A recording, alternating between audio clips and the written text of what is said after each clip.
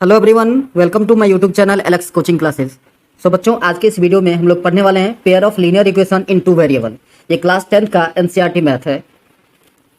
तो चलिए वीडियो को स्टार्ट करते हैं बिना टाइम वेस्ट किए हुए। अगर आप नए व्यूअर्स हैं तो चैनल को सब्सक्राइब कर लीजिए, बेल आइकन को प्रेस कर दीजिए कि आपको नए वीडियो का नोटिफिकेशन मिलता रहे। सबसे पहले बच्चों, इस वीडियो में मैं आपको बेसिक कंसेप्ट के बारे में डिस्कस करूंगा, देन एक्सरसाइज 3.1 सॉल्व करके दिखाएंगे। तो पहला, standard form of linear equation into variable.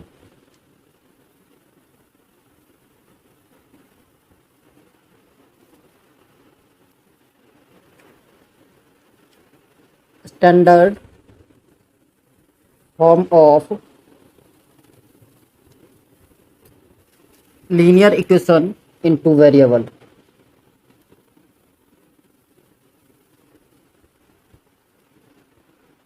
Linear equations into variable into variables are बच्चों linear equation a1x plus b1y plus c1 is equal to 0। First equation a2x plus b2y plus c2 equal to 0, second equation. और जो बच्चे हमारा polynomial वाला chapter नहीं देखा है, उनको नहीं पता चला होगा कि ये लीनियर पॉलिनोमियल क्या होता है और लीनियर इक्वेशन क्या होता है, तो उनके लिए बता दूं। लीनियर पॉलिनोमियल का मतलब होता है पॉलिनोमियल जिसका मैक्सिमम पावर 1 हो, डिग्री 1 हो। जैसे x प्लस 5 ये लीनियर पॉलिनोमियल है इन वन वेरिएबल। अगर मैं लिखता हूँ x प्लस का 3y या 2y प्लस का 5, ये linear equation, linear polynomial in two variable है। ठीक है, इक्वेशन का मतलब क्या, equals to something. So x plus 5 equals to 0 अगर मैं लिख दूं तो बच्चों ये बन जाता है linear equation in one variable. यहाँ पर देखिए x plus 2y plus 5 equals to 0 कर दें तो ये बनेगा आपका linear equation in two variable. Clear. So जो बच्चे एब्सेंट थे, बच्चों ने नहीं देखा अभी तक वीडियो, तो जाकर के एक बार देख लीजिए, वहाँ पर और बहुत ही अच्छे से एक्सप्लेन किया गया है कि लीनियर पॉलिनोमियल क्या होता है, क्वाड्रेटिक क्या होता है, लीनियर इक्वेशन क्या होता है, क्वाड्रेटिक इक्वेशन क्या होता है, ईच एंड एवरीथिंग। अभी फिलहाल हम ये एक्सरसाइज 3 में आगे बढ़ रहे हैं। तो ये जो दो इक्वेशन आप देख रहे हो बच्चों, a1x b1y plus c1 equals to 0, a2x plus b2y plus c2 equals to 0। तो a1 क्या है, कॉफिशिएंट ऑफ x, b1 है आपका कॉफिशिएंट ऑफ y, और c1 जो है वो कांस्टेंट टर्म है for equation 1। a2 coefficient of x, b2 coefficient of y और c2 कांस्टेंट है, सेकंड इक्वेशन। तो बच्चों आपको कुछ फॉर्मूले याद रखना है। पहला होता है if a1 by a2 not equals to b1 by b2, यदि a1 बाई a2 इक्वल नहीं होता है b1 बाई b2 का, तो ये होता है आपका यूनिक सॉल्यूशन। Unique solution. और इसका ग्राफ अगर आप ड्रॉ करोगे तो इंटरसेक्टिंग लाइन होगा, intersecting line.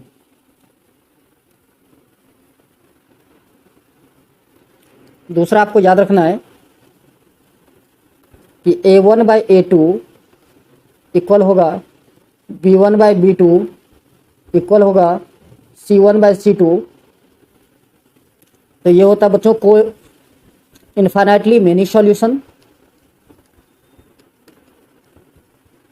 Infinitely many solution, बहुत सारे सॉल्यूशन होंगे। और इसका ग्राफ आप खींचोगे तो ये होता है कोइंसिडेंट लाइन,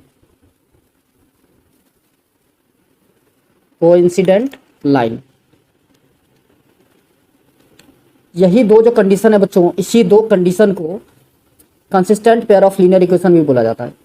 कौन से दो कंडीशन, ये a1 by a2 not equal to b1 by b2 और a1 by a2 equal to b1 by b2 equal to c1 by c2, इसी को बोलते हैं consistent, consistent pair of linear equation. याद रहेगा, लीनियर इक्वेशन। चलिए third rule जो आपको याद रखना है वो होता है a1 by a2 equals to b1 by b2 not equals to c1 by c2। इसका है बच्चों नो सॉल्यूशन। और इसका अगर आप ग्राफ ड्रॉ करोगे तो पैरेलल लाइन आएगा, पैरेलल लाइन। क्लियर। और ये होता है inconsistent pair of linear equation. आपसे कंसिस्टेंट इनकंसिस्टेंट पूछा जाता है। Inconsistent pair of linear equation.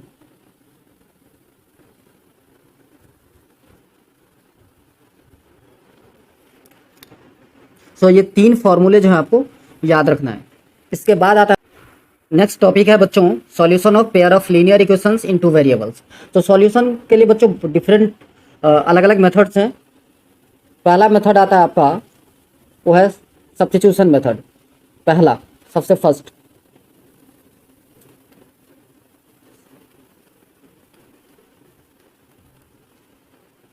दूसरा है बच्चों एलिमिनेशन।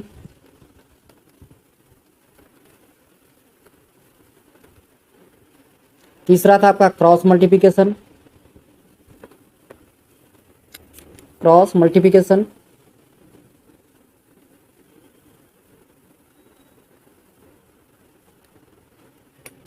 फोर्थ मेथड है reducible.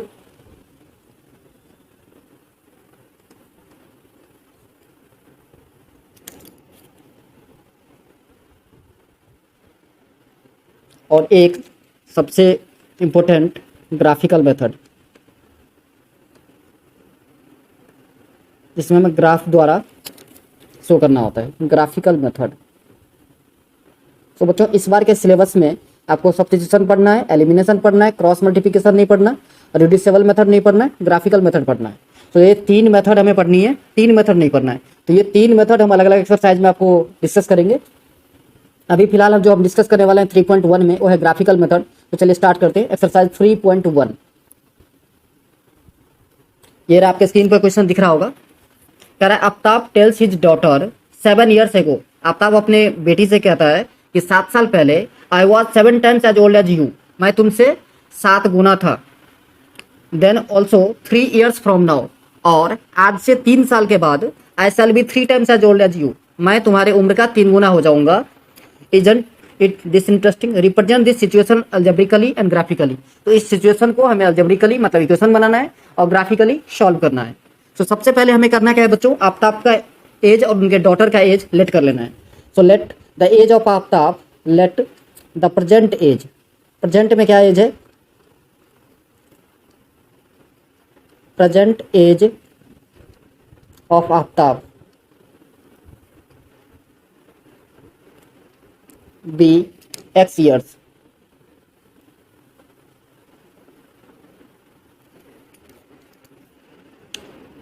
and present age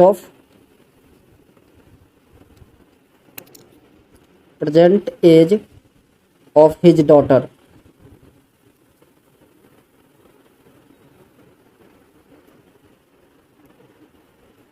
be y years। So ATQ according to question. बच्चों देखो क्या बोला, 7 साल पहले 7 years एगो है, तो आफ्ताब का प्रेजेंट एज अगर x है बच्चों तो 7 years एगो क्या होगा, x माइनस का 7। डॉटर का y है तो 7 years एगो क्या होगा, y माइनस 7। इतनी बात समझ में आ रही है। अब क्या बोला कि आफ्ताब 7 times है, इसका मतलब ये कि डॉटर के एज को अगर मैं 7 से मल्टीप्लाई कर दूं तो दोनों इक्वल हो जाएंगे। क्लियर। अब इसको सॉल्व कर लेना है। So x minus 7 is equals to 7y minus 49।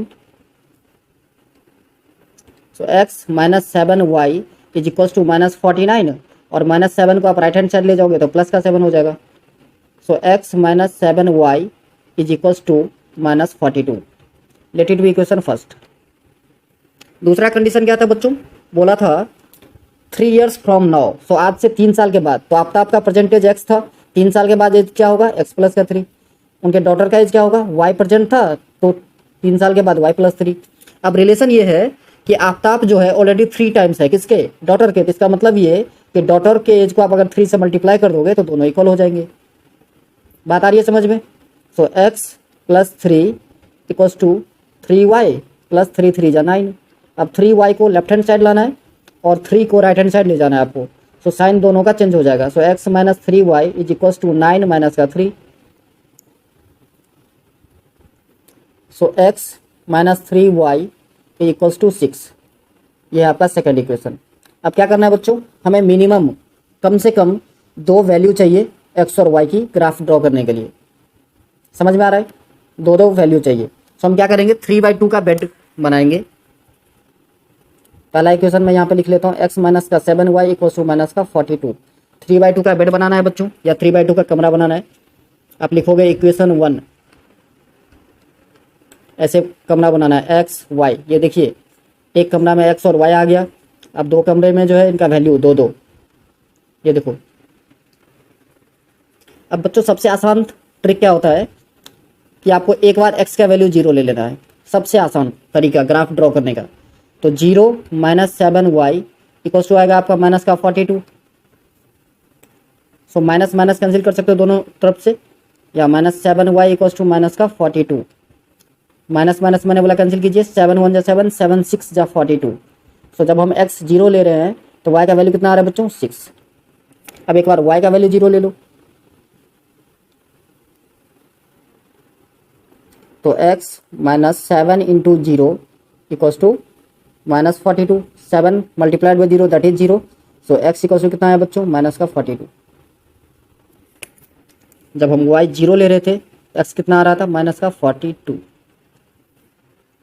ऐसे ही सेकेंड इक्वेशन का भी आपको ग्राफ के लिए वैल्यू चाहिए, तो आप लिखेंगे इक्वेशन सेकेंड। फिर से 3/3 का कमरा बनाना है आपको। आप कहोगे सर ये लो बना दिया हमने। इक्वेशन आपको याद है, चलो मैं साइड में लिख देता हूँ, x माइनस का 3y इक्वल्स टू 6 था। अगेन सेम तरीका अपनाएंगे, पहले x का वैल्यू 0 रख लेंगे, तो माइनस का 3y इक्वल्स टू आएगा बच्चों 6। सो 3 1 जा 3, 3 2 जा 6, तो y का वैल्यू आएगा आपका माइनस का 2। सो x 0 तो y माइनस का 2। अब हम y का वैल्यू 0 रख लेते हैं। जब y का वैल्यू आप 0 रखोगे तो x कितना हो जाएगा बच्चों, 6। क्लियर। चलो अब ग्राफ ड्रॉ करते हैं। तो ग्राफ ड्रॉ करने के लिए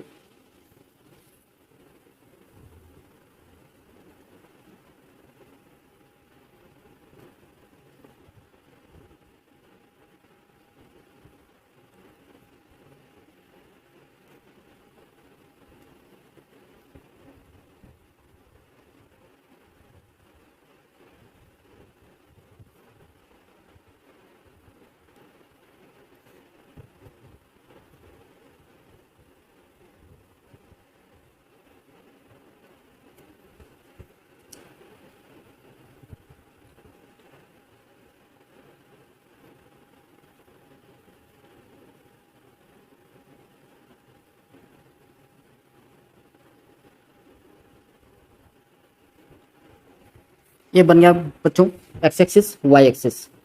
तो बच्चों ये है x, ये x डैश, y और ये y डैश।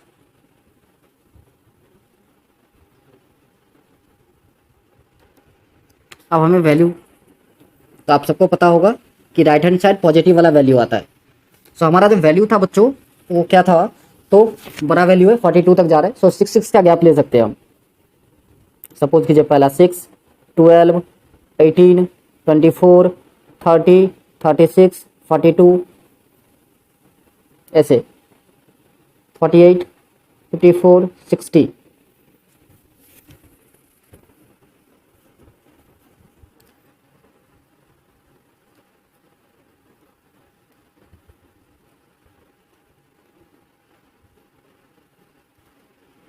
ऐसे लेफ्ट साइड में आपको लेना है, -6, -12, -18, -24, -30, -36, -42।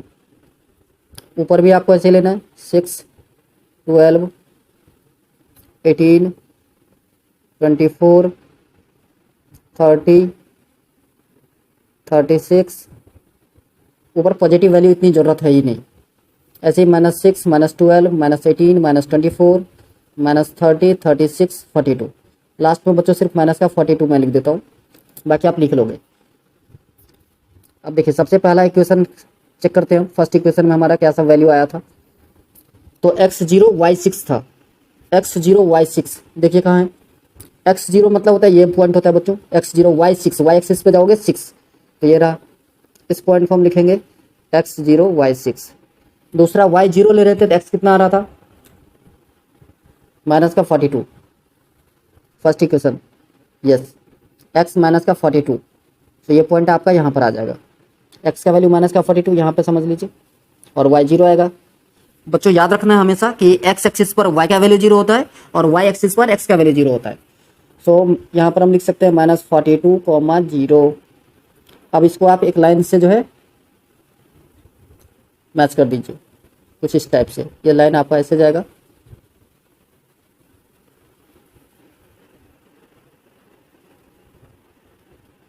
ये देखिए दूसरा इक्वेशन था, दूसरा जो इक्वेशन का वैल्यू है वो देखिए कह रहा है x0 y -2 है और y0 तो x का वैल्यू 6 है।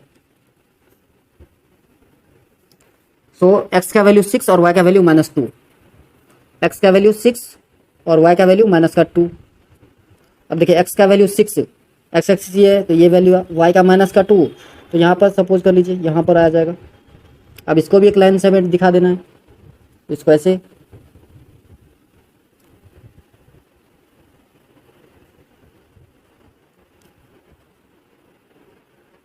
ठीक है।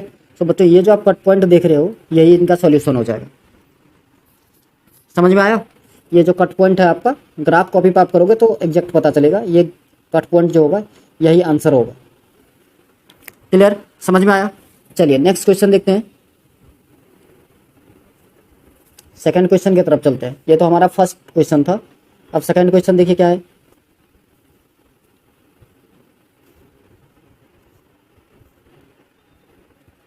सेकंड क्वेश्चन कह रहा है आपको, the coach of a cricket team buy 3 bat and 6 ball for ₹3900।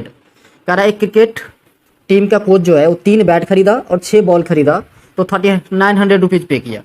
Letter she buy another bat and 3 more ball of the same kind for ₹1300। कह रहा है बाद में वो सेम ही टाइप के एक बैट और 3 बॉल खरीदा ₹1300 में। अब इस चीज़ को रिप्रेजेंट करना है हमें कैसे, ग्राफिकली एंड अलजेब्रिकली। सो सबसे पहले बच्चों यहाँ पर हमें क्या करना पड़ेगा कि कॉस्ट जो है लेट करना पड़ेगा एक बैट और बॉल का। सो सबसे पहले आप लिखोगे let the cost of bat be X, let the cost of bat be ₹X and cost of ball be ₹Y। So according to question कितने बैट खरीदा था बच्चों, तो 3 बैट खरीदा मीन्स 3x, कितने बॉल खरीदा 6, तो 6y, कितना पैसा दिया 3900। अब यहाँ से आप 3 कॉमन ले सकते हो, अब 3 कॉमन लोगे ये होगा x प्लस का y, x प्लस का 2y इक्वल्स टू 3900। अब देखिए 3 1 जा 3, 13 3 जा होता है 39। सो पहला इक्वेशन क्या बना, x plus 2y equals to 1300, equation number 1। अब दूसरा कंडीशन पढ़ते हैं। दूसरा कंडीशन क्या था, तो एक बैट खरीदा और 3 बॉल खरीदा, कितने पैसे में, तो ₹1300 दिया। समझ में आ रहा है। तो एक बैट खरीदा मतलब x, 3 बॉल खरीदा मीन्स 3y, कितना पे किया, तो ₹1300। ये हो गया आपका इक्वेशन सेकंड। ये अलजेब्रिकली हमने रिप्रेजेंट कर दिया है। अब हमें क्या करना पड़ेगा, ग्राफिकली रिप्रेजेंट करना पड़ेगा। तो फिर से वही चीज़, इक्वेशन 1 और इक्वेशन 2 दोनों के लिए 3x3 का कमरा बनाना है आपको।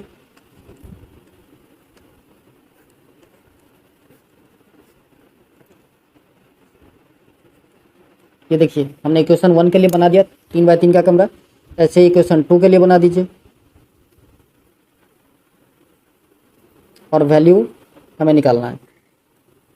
तो देखिए जैसा कि मैंने आप पहले ही बता दिया था कि x का वैल्यू 0 रख देंगे आप, तो x का वैल्यू अगर 0 रखोगे इक्वेशन 1 में तो y का वैल्यू आएगा 650, 650 दूनी 1300 होता है। अगर आप y का वैल्यू 0 रख दोगे तो x का वैल्यू कितना आएगा 1300। क्लियर है बच्चों। इक्वेशन नंबर सेकंड में आ जाइए। इक्वेशन नंबर सेकंड में अगर y का वैल्यू आप 0 रखोगे तो x का वैल्यू कितना हो जाएगा 1300। ठीक है, और इस बार कहोगे सर x का वैल्यू 0 रखेंगे तो 1300 3 से तो डिवाइड हो नहीं रहा है। तो बच्चों सही बात है, 1300 जो है वो डिवाइड नहीं हो रहा है। तो आप क्या कर सकते हो, तो x का वैल्यू 100 रख सकते हो। x का वैल्यू आप 100 रख दोगे तो जो y का जो वैल्यू है वो आ जाएगा आपका 400। ठीक है, क्लियर? समझ में आ रहा है कि हम कैसे वैल्यू रख रहे हैं या करके दिखा दें आपको? चलिए मैं करके ही दिखा देता हूँ। देखो जैसे मैंने आपको बोला कि x का वैल्यू 0 रखना है, तो हम कैसे करते हैं कि 0 प्लस का 2y इक्वल्स टू 1300, ये तो आप लोग निकाल लोगे। तो 2y इक्वल्स टू 1300, 2 से इसको काट दोगे तो 650। ऐसे ही वैल्यू सब्स्टिट्यूट करके निकालना है, शो करना होता है एग्जाम में बच्चों। ऐसा नहीं कि खुद से जैसे मैंने लिखा वैसे लिखना है, नहीं तो चीटिंग माना जाएगा। तो आप शो करोगे। ठीक है, अब कहोगे सर इतना बड़ा वैल्यू कैसे रिप्रेजेंट करें ग्राफ पर? कर सकते हैं, ईजी है। क्या करना है, 100 का गैप ले लेना है इस बार।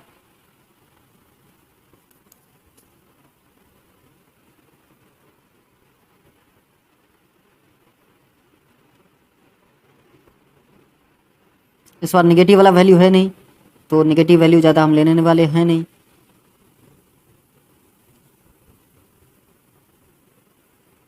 सिर्फ पॉजिटिव पॉजिटिव वैल्यू चाहिए इस बार।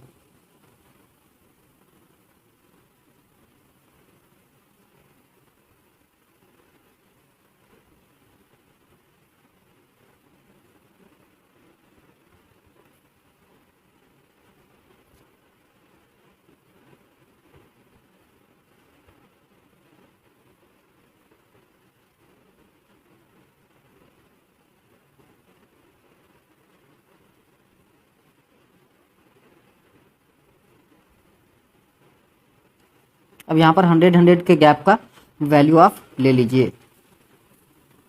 तो सपोज कीजिए पहला 100, 200, 300, 400, 500, 6, 7, 8, 9, 10, 11, 12, 13। तो आप कॉपी पे करोगे तो थोड़ा सा लंबा जा रहा है, वैल्यू आ जाएगा। ऐसे ही 100, 200, 3, 4, 5, 6, 7, 8, 9, 10, 11, 12, 13 और आगे खींच लो। लेफ्ट में तो वैल्यू लेने की ज़रूरत है भी नहीं, क्योंकि नेगेटिव वाला वैल्यू हमारा कोई भी नहीं है। 100 माइनस का 200 माइनस का 300, बस एक दो वैल्यू लिख के छोड़ दो, कोई फ़र्क नहीं पड़ता। सो अब देखिए, सबसे पहला जो हमारा इक्वेशन था, उस इक्वेशन में है कि x का वैल्यू 1300, y का वैल्यू 650। सो 1300 और 650 की बात करें तो देखिए x का वैल्यू 1300, सपोज कीजिए ये वाला वैल्यू, ये पॉइंट है। x का वैल्यू 1300 और y का वैल्यू 0, 1300, 0। ठीक है, और y का वैल्यू क्या रहता है 650। सो 300, 4, 5, 6, 650 यहाँ पर मान लो ये वाला पॉइंट है। तो 0, 650 ये हो गया आपका फर्स्ट इक्वेशन। अब इस दोनों को हमें एक लाइन से मैच कर देना है, ऐसे कुछ इस टाइप से आप मैच कर सकते हो। चलिए सेकंड इक्वेशन का देखते हैं। सेकंड इक्वेशन का ग्राफ कैसे होगा। तो सेकंड इक्वेशन में बच्चों x का 1300 है और y 0 है। x 1300 y 0 वहीं पे होगा, वो जो पॉइंट आपने देखा था। दूसरा है y 400 x 100, x 100 y 400। ये पॉइंट देखिए कैसे डिनोट करते हैं, y 100 तो y एक्सिस ये है बच्चों, और x 400, 1 2 3 4 ये 400 है। तो ये लाइन ऊपर ले जाओगे आप, और x 100 ये, तो यहाँ पर ये पॉइंट बनेगा। ठीक है, और एक पॉइंट ये है, इसको भी आपको मैच कर देना है।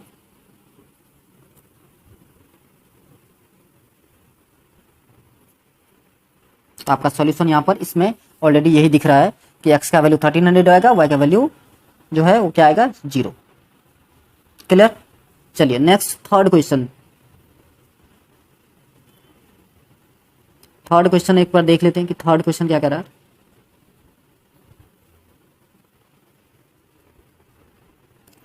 कह रहा the cost of 2 kg of apples and 1 kg of grapes on a day was found to be ₹160। After a month the cost of 4 kg of apples and 2 kg of grapes is ₹300। represent the situation algebraically and geometrically।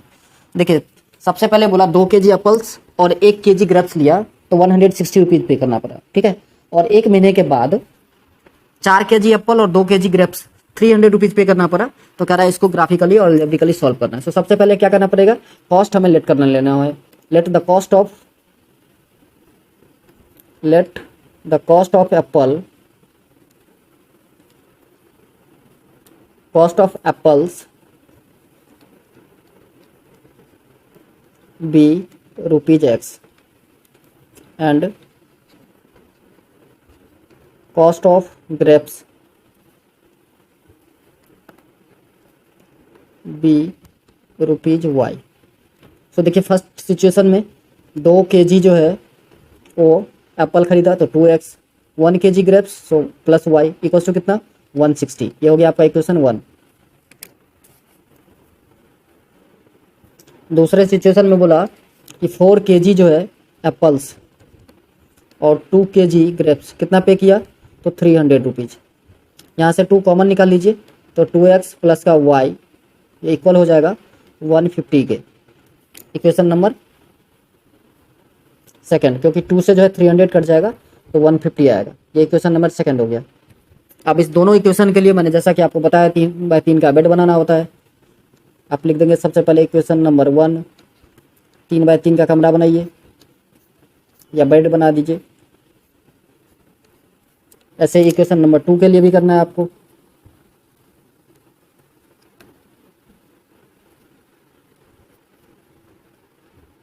अब equation 1 जो है और equation 2 हम दोनों लिख लेते हैं। तो इक्वेशन 1 था x प्लस का 2y जो है, एक सेकंड देख लेते हैं। यहाँ पर देखिए सॉरी 2x प्लस का y 160 था और यहाँ 2x प्लस का y जो है 150 है।